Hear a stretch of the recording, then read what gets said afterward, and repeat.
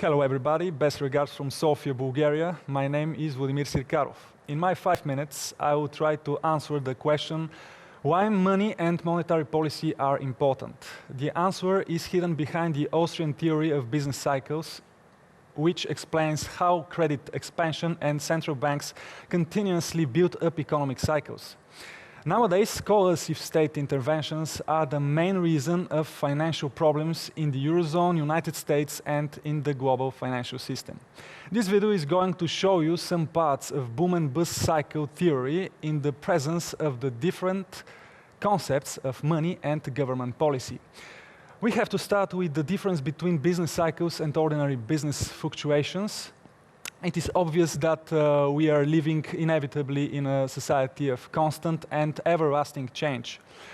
We cannot predict this kind of change. To predict the precise future of human action is impossible.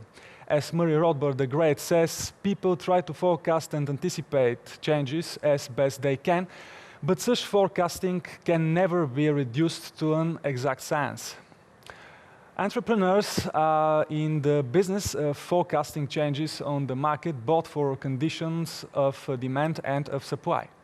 The more successful ones make profits with their accuracy of judgment, while the unsuccessful forecasters fall by the wayside.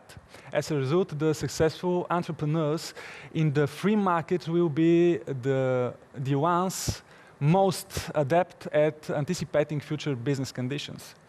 He adds that they cannot never be perfect, and entrepreneurs will continue to differ in the success of their judgments. If this were not so, no profits or losses would ever be made in business. Let's put into our view the government and its hope to help off market participants to market failures and to stabilize business fluctuations generated by consumer tastes, shift changes in investment consumption ratio because of different time preferences, tech development, labor force, possession, and using natural resources, etc. I will ask you, does government have to force you to study biology if you want to study physics? Or to force entrepreneurs to hire people because they do not have work, not because they are needed? Or to force me to record some video before I want it? And all these government names stabilization plans.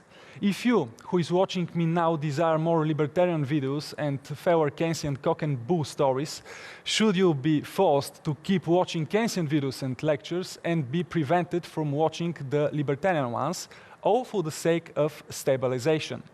The answer to this question is in the negative. If we reallocate our analysis to present paper currency, it is obvious that they could not survive in a truly free market against the competition of commodity monies as gold and silver. The main reason fiat money to continue to be used is all about the government's special legal protection. The monopoly of money production, legal tender walls, and the whole central banking activities are part of this special legal protection against free chosen money. As Guido Husman says, at no time in history has paper money been produced in a competitive market setting. Whenever and wherever it came into being, it existed only because the courts and the police suppressed the natural alternatives. In other words, to have a paper money means to allow the government to significantly curtail the personal liberties of its citizens. It means to curtail the freedom of association and the freedom of contract in a way that affects the citizens on a daily basis and on a massive scale. As a final, I will say economy is simply the human action. It is not simple, but also it is never connected to complicated mathematical equations and graphs. If we analyze the connection between money and government, surely we'll reach one simple truth. There is no need for political intervention to impose monies different from the ones that the market participants would have chosen anyway. Unfortunately, in many universities and books have been fabricated to justify exactly such intervention. And because of this, be careful. Thanks for your time.